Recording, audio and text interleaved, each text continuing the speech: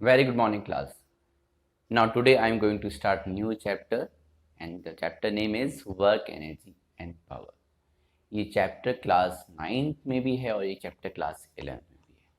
बस class 11th में concept जो है थोड़ा टिग्नोमेट्री के कुछ रेशोज हैं जैसे साइन कॉस्ट एंड उनको यूज़ करके थोड़ा सा और मॉडिफाइड वे में इसको एक्सप्लेन किया जाता है, लेकिन बेसिक चीज़ें वही जो आपने 9th क्लास में स्टडी की है। तो वर्क, एनर्जी एंड पावर में फर्स्ट टॉपिक हम स्टडी करेंगे वर्क। वर्क को डिफाइन करना है कि वर्क को कैसे डिफाइन किया जाए। What is work? What is work? Work is said to be done means कोई कार्य, कार्य हम जो करते हैं वो कब कहते हैं हमने वो कार्य किया है। तो work is said to be done, जैसे हमने कहा कि एक बॉक्स सामने पड़ा है, मैंने कहा आपको उसको यहाँ से हटा करके उस जगह डिस्प्लेस करना है। मीन्स आप कैसे डिस्प्लेस करेंगे? बॉक्स पे फोर्स लगाएंगे और उसको दूसरी जगह रख देंगे। अब यहाँ पे मेन चीज़ है कि फोर्स जो लगा रहे हैं, डिस्प्लेसमेंट जो हो रहा है, उनके बीच में एंगल क्या है, ये बहुत इंपॉर्टेंट रोल प्ले करता है। तो वर्क कब कहा जाए कि वर्क किया गया है, कार्य कब कहा जाए कि किया गया है? तो डेफिनेशन क्या है? Work is said to be done when we apply the force on a body. जैसे ये बॉडी मान लिया, एक ऑब्जेक्ट रखा हुआ है किसी सरफेस पे, when we apply the force on the body displaces the body in its direction. Means मैंने इस बॉडी पे फोर्स लगाया और इस बॉडी को का डिस्प्लेसमेंट कहाँ हुआ? इस बॉडी का डिस्प्लेसमेंट हुआ in the direction of applied force. तो ध्यान रखना है, the displacement of the body is in the direction of applied force. अब इसी चीज़ को बहुत सिंपल वे में समझते हैं कि ये आपका एक ब्लॉक है, ठीक, इसका कुछ मास होगा, तो ये बॉडी है कोई, अब इस पर फोर्स लगा रहे हैं। तो मैंने फोर्स ये लगाया, मैंने फोर्स हॉरिजॉन्टल डायरेक्शन में लगाया और इस डायरेक्शन फोर्स लगाया, तो ये जो ऑब्जेक्ट है, मैं इसकी सेंटर पोजीशन ये ले रहा हूँ, इस पोजीशन से अगर मेरे को ये एक इनिशियल पोजीशन है ना, किसी रेफरेंस पॉइंट से, या इसको भी रेफरेंस मान सकते हो, और ये इधर से डिस्प्लेस हुई, तो ये एस डिस्प्लेसमेंट है और डिस्प्लेस होकर ये ऑब्जेक्ट यहाँ पहुँचा, यहाँ डिस्प्लेस हुआ। क्यों डिस्प्लेस हुआ? फोर्स लगने से, लगातार फोर्स लग रहा है और ये यहाँ से यहाँ डिस्प्लेस हुआ, यानी एक्स इनिशियल पोजीशन ये है, एक्स फाइनल पोजीशन ये है। And what is displacement? It is the change in position, x final position minus x initial. तो फोर्स लगा और फोर्स की डायरेक्शन में ही डिस्प्लेसमेंट हुआ। तो वर्क का फॉर्मूला क्या है यहाँ पे? तो work is equal to force into displacement. ध्यान रखना है, फोर्स ये वो फोर्स की वैल्यू है जो कि डिस्प्लेसमेंट की डायरेक्शन में। तो work done is equal to force into displacement. Clear?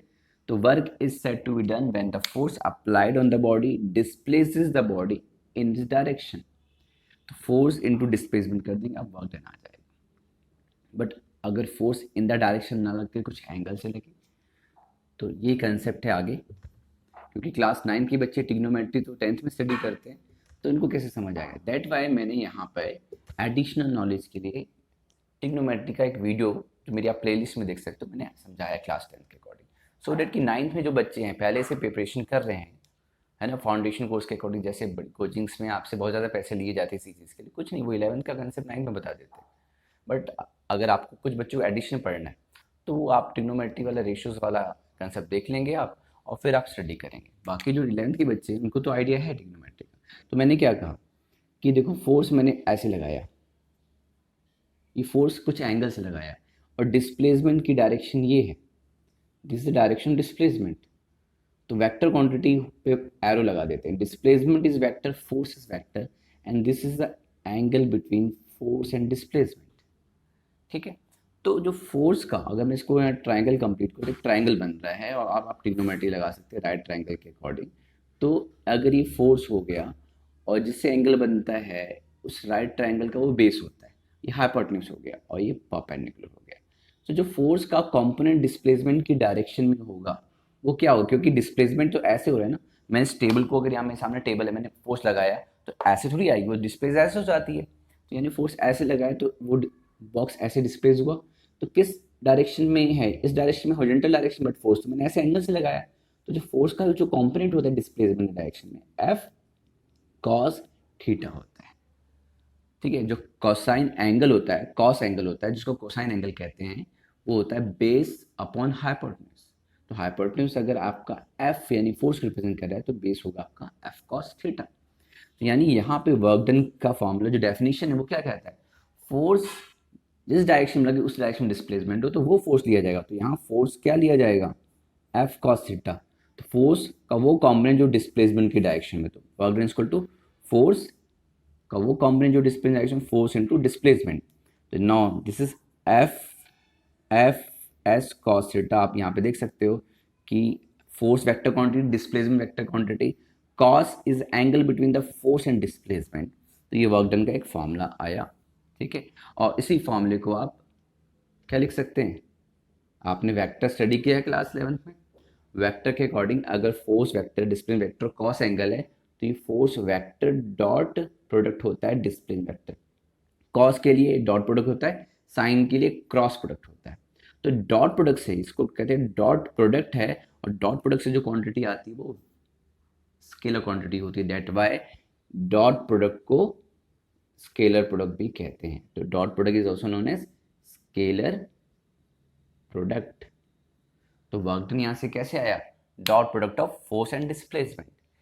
तो वर्क डन क्या हो गई, इट इज स्केलर क्वांटिटी। तो वर्क डन यानी work done is scalar quantity, work done scalar quantity. Unit क्या होगी, व्हाट इज यूनिट, तो हम एस आई यूनिट की सबसे पहले बात करते हैं, ज़्यादातर क्वेश्चन यही पूछा जाता है। तो J represent joule. And what is CGS unit, CGS unit जो है बहुत कम पूछी जाती है, लेकिन आपको बता दें ई आर जी अर्ज होता है, and 1 joule is equal to 10⁷ erg होता है। ओके नाउ, अब मैंने कहा ये एंगल बहुत इंपॉर्टेंट रोल लगता है, यानी कि आप फोर्स भी लग रहा है, डिस्प्लेसमेंट भी हो रहा है, और एंगल के अकॉर्डिंग हो सकता है वर्क डन जीरो हो सकता है, वर्क डन नेगेटिव भी हो सकता है, और वर्क डन पॉजिटिव भी हो सकता है। तो आखिर इस फॉर्मूले के अकॉर्डिंग वर्क डन की वैल्यू पॉजिटिव नेगेटिव जीरो कैसे होती है, यानी जो वर्क डन स्केलर क्वांटिटी है, लेकिन इसका मतलब ये नहीं है कि ये सिर्फ पॉजिटिव भी वैल्यू होगी। वर्क डन जो होता है वो, वर्क डन जो होता है वो पॉजिटिव भी हो सकता है, नेगेटिव भी हो सकता है, और ज़ीरो भी हो सकता है। वर्क डन पॉजिटिव कब होगा, यानी वर्क डन की बात करें तो पॉजिटिव कब होगा, जब कॉस एंगल यानी फोर्स भी लग रहा हो, डिस्प्लेसमेंट भी लग रहा हो, और कॉस एंगल आपका पॉजिटिव हो, तब वो पॉजिटिव तब होता है जब जो फोर्स एंड डिस्प्लेसमेंट के बीच का एंगल मान लिया कि एक्यूट एंगल है, यानी लेस देन 90। बाकी cos 45, cos 60 degree, cos 30 degree की वैल्यू आपको मैंने यहाँ पे प्लेलिस्ट में देख लेना, ट्रिग्नोमेट्री स्टडी किया है तो वहाँ आप रिवाइज कर लेंगे। आप कॉस थीटा पॉजिटिव, तो थीटा इज एक्यूट, तो वर्क डन पॉजिटिव होगा। जैसे एग्जांपल के लिए अगर मैं थीटा 0 डिग्री की बात करता हूँ, थीटा 0 डिग्री की अगर बात करता हूँ, थीटा 0 डिग्री पे force and displacement same direction में एक्ट कर रहा है, तो उस केस में कॉस 0 क्या होगा, 1 होता है, कॉस 0 1। तो वर्क डन क्या होगा उस केस में, वर्क डन जो है for the given force and displacement maximum होगा, यानी फोर्स वही लग रहा है, डिस्प्लेसमेंट वही लग रहा है, और अगर एंगल 0 है तो उस केस में उस गिवन फोर्स एंड एस के लिए, डिस्प्लेसमेंट के लिए वर्क डन पॉजिटिव यानी मैक्सिमम होगा। कैसे, आपको पता है एफ एस कॉस 0 1 हो जाएगा, तो work done equal to F S हो जाएगा, फोर्स इंटू डिस्प्लेसमेंट हो जाएगा। एंड इसका सिंपल से एग्जांपल, मैंने एक बॉल को यहाँ से ड्रॉप किया, एक ऑब्जेक्ट को ड्रॉप किया, नीचे मूव कर रही है, क्यों, फोर्स लग रहा है। फोर्स कौन सा लग रहा है, कौन फोर्स लग रहा है, ग्रेविटेशनल पुल लग रहा है, ग्रेविटेशन फोर्स की डायरेक्शन नीचे, डिस्प्लेसमेंट नीचे, तो इस केस में वर्क डन क्या हुआ, पॉजिटिव, क्योंकि फोर्स भी नीचे, डिस्प्लेसमेंट भी नीचे, ठीक है। और अगर ये नीचे क्यों जा रहा है, ग्रेविटेशन फोर्स की वैल्यू होती है वेट के इक्वल, यानी एम जी, एम मास उस ऑब्जेक्ट का है, तो जी एसेशन ड्यू टू ग्रेविटी होता है, जिसकी वैल्यू 10 मीटर पर स्क्वायर लेते हैं, गिवन है तो, वैसे 9.8 होता है। तो force equal to M G, और एच हाइट से वो गिरा, तो डिस्प्लेसमेंट तो एच हुआ ना, एच डिस्प्लेसमेंट हुआ, तो force equal to M G, S equal to H, तो वर्क डन क्या होगा, work done M G H होगा, यानी पॉजिटिव वर्क डन। और नेगेटिव कब होगा, तो वर्क डन नेगेटिव कब होगा, नेगेटिव वर्क डन तब होगा जब आपका कॉस की वैल्यू नेगेटिव होगी, यानी थीटा ऑब्ट्यूज एंगल। अगर आप देख लो 90 से 180 डिग्री के बीच में वैल्यू पुट कर दो आप, तो कॉस की value cos 120 degree, cos 135 degree, cos 150 degree, ये सब नेगेटिव वैल्यू आती है। या cos 180 अगर देखो तो cos 180 -1 होता है। आपको बता दूं, अगर थीटा 180 डिग्री है तो cos 180 -1 होता है। मीन्स एग्जाम्पल, मैंने ऑब्जेक्ट को ऊपर थ्रो किया, जब ऊपर थ्रो किया तो इस पर कौन सा फोर्स लग रहा है, मैंने तो लगा के छोड़ दिया फोर्स, बट कंटिन्यूसली कौन सा फोर्स लग रहा है, वही डिस्प्लेस हो रहा है। तो डिस्प्लेस मान लो किसी जीरो, इसको जीरो पोजीशन माना और एच हाइट तक गया बॉल, तो डिस्प्लेसमेंट एच हुआ। तो इस अपवर्ड मोशन में जो एच डिस्प्लेसमेंट है, फोर्स ग्रेविटेशन फोर्स नीचे लग रहा है, तो फोर्स नीचे डिस्प्लेसमेंट ऊपर, तो ये एंगल क्या होगा 180 डिग्री। तो उस केस में वर्क डन क्या होगा, नेगेटिव होगा। तो force M G, displacement H, but cos 180 -1, तो वर्क डन -mgh होगा, यानी वर्क डन नेगेटिव होगा बाय द ग्रेविटेशन फोर्स। तो फोर्स देखना है कि कौन सा फोर्स लग रहा है, और डिस्प्लेसमेंट अगर उसकी डायरेक्शन में हो रहा है तो पॉजिटिव, और अगर डिस्प्लेसमेंट उस फोर्स के अपोजिट डायरेक्शन में हो रहा है तो वर्क डन नेगेटिव। यानी फ्रिक्शन फोर्स वाला एग्जांपल ले सकते हो कि work done by the friction force is negative, क्योंकि मोशन यानी डिस्प्लेसमेंट के अपोजिट डायरेक्शन में फ्रिक्शन फोर्स एक्ट करता है। And third one, work done zero कब होगा? वर्क डन जीरो तब होगा जब थीटा 90 डिग्री होगा, यानी cos 90 आपका जीरो होता है। cos 90 जीरो का तो force into displacement cos 90 zero, तो एफ एस cos 90 वो जीरो हो जाएगा। अब ऐसा कैसे, यानी कि फोर्स ऊपर लगा रहे हो और डिस्प्लेस डायरेक्शन हो रहा है। मीन्स एक कुली है जो लगेज पे फोर्स ऊपर लगा रहा है उसको होल्ड करने के लिए, और आगे की तरफ चल रहा है, तो फोर्स ऊपर लग रहा है, डिस्प्लेसमेंट इधर हो रहा है, तो work done is zero. Okay, इस केस में क्या होगा, वर्क डन जीरो होगा।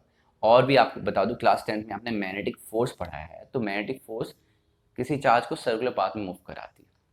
ठीक है, अगर नॉर्मली, अगर कोई चार्ज नॉर्मली एंटर करता है मैग्नेटिक फील्ड के, तो उसको सेमी सर्कल अगर या सर्कुलर पाथ में मूव कराती है, तो उस केस में work done by the magnetic force क्या होगा, वहाँ भी थीटा 90 होता है। तो work done by the magnetic force, क्योंकि डिस्प्लेसमेंट और फोर्स की डायरेक्शन, जो मैग्नेटिक फोर्स की डायरेक्शन है वो 90 डिग्री होती है, in that case work done क्या होगा, वर्क डन जीरो होगा। इसलिए तो फ्लेमिंग आपको याद है, लेफ्ट हैंड रूल लगता है उस फोर्स को फाइंड करने के लिए।